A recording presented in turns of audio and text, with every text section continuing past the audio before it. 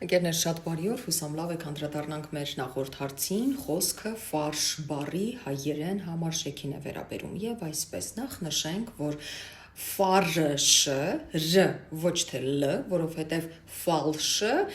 երաժշտական տերմին է, իսկ ֆարշը հայերեն խճողակն է, որը պատրաստվում է մսից, այն նաև տեղադրվում է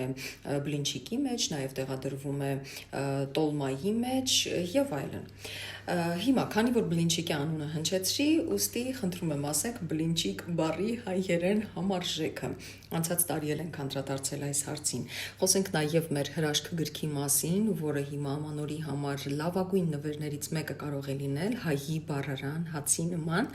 Գիրքը եթե ունեք, պետք է նկարեք շապիկը, տեղադրեք ստորիների, այսինքն պատմությունների բաժնում, վրան նշեք վանդականիշ հայի բառարան հացի նման եւ իմեջերը ես կկիսվեմ։